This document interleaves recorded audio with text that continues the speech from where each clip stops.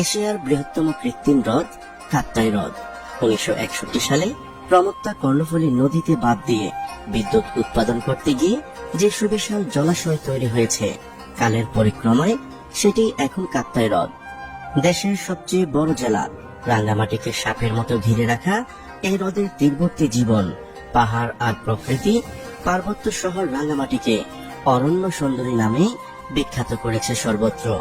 শুধু তাই নয়, এই হ্রদ এখন পার্বত্য জনপদের মানুষের জীবন আর জীবিকার অংশই বটে।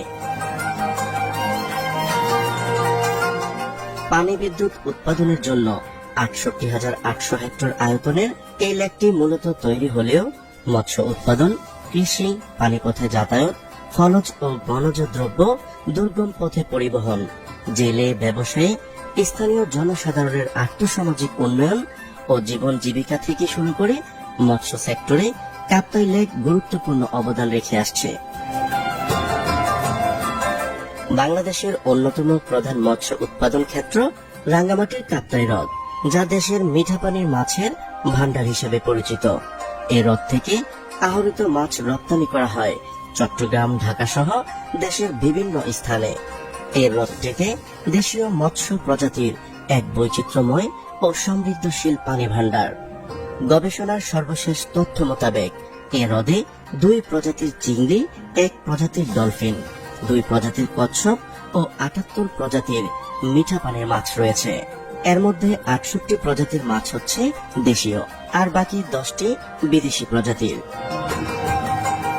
বাংলাদেশ মৎস্য উন্নয়ন কেন্দ্র বিএফডিসি রাঙ্গামাটি কার্যালয় সূত্রে জানা যায়, 2016-17 সালে 9,974 মেট্রিক টন মাছ আহরণের বিপরীতে রাজস্ব আয় হয়েছে 12 কোটি 88 লাখ টাকা। 2017-18 সালে 10,587 মেট্রিক টন আহরণের বিপরীতে এই খাতে আয় ছিল 13 কোটি 35 লাখ টাকা। 2019-20 অর্থ বছরে কাপ্তাই হ্রদে মৎস্য উৎপাদন ছিল 12,613.37 মেট্রিক টন, যা মৎস্য উৎপাদনের সর্বোচ্চ রেকর্ড। 2019-20 অর্থ বছরে কাপ্তাই হ্রদে মৎস্য উৎপাদনের রাজস্ব আয় হয়েছিল প্রায় 15 কোটি 24 লাখ 8 হাজার টাকা, যা বিগত বছরগুলোর তুলনায় কাপ্তাই হ্রদে সর্বোচ্চ আয়। রাঙ্গামাটি বিএফডিসির হিসেব মতে রাঙ্গামাটি জেলায় প্রায় 25,000 জেলে রয়েছে। এছাড়া মৎস্য ব্যবসায়ী ও পরিবহন শ্রমিক সহ রয়েছে আরো লক্ষাধিক মানুষ। কাপ্তাই হ্রদ শুধু মাছ উৎপাদনের রেকর্ড করেছে তা কিন্তু নয়। 2020 সালের ডিসেম্বরে রাঙ্গামাটির পর্যটন খাতের আয় 25 কোটি টাকার সর্বোচ্চ রেকর্ডও করেছে। এই জেলায় বেড়াতে আসা পর্যটকদের আকর্ষণের কেন্দ্রে আছে হ্রদে নৌ ভ্রমণ কিংবা হ্রদের জলরেখা ধরে কাপ্তাই, সুবলং, বরকল কিংবা লংদু ঘুরে বেড়ানো। বিশাল নীল জলরাশি, চারপাশে বিস্তৃত বিশাল বিশাল সবুজ পাহাড়, সবকিছু মিলে চমৎকার প্রাকৃতিক পরিবেশ এই হ্রদকে ঘিরে। কিন্তু সময়ের পরিক্রমায় ধীরলয়ে বদলে যাচ্ছে হ্রদের চিত্র। হ্রদের পার ঘেঁষে তৈরি হচ্ছে বহুতল অট্টালিকা, ভারীঘর, হোটেল, মোটেল প্রভৃতি। এসবের বর্জ্য নির্বিবাদে পড়ছে হ্রদে। এ নিয়ে তেমন প্রতিবাদ বা প্রতিরোধ দেখা যায় না।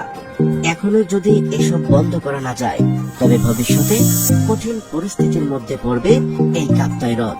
ভুলে গেলে চলবে না, এই হ্রদ এখন জেলাবাসীর খাবার, ব্যবহার্য পানির যেমন প্রধান উৎস, তেমনি নৌ যোগাযোগের একমাত্র মাধ্যম। প্রিয় দর্শক, আজ এই পর্যন্তই। শুরু থেকে শেষ পর্যন্ত চেষ্টা করেছি কাপ্তাই হ্রদের সঠিক তথ্য উপস্থাপন করতে। কোথাও কোনো তথ্যগত ভুল কিংবা আপনার পরামর্শ থেকে থাকলে তা কমেন্ট করে জানাতে পারেন। নিশ্চয়ই আবার দেখা হবে নতুন কোনো বিষয় নিয়ে। ততদিন পর্যন্ত ভালো থাকুন, সুস্থ থাকুন।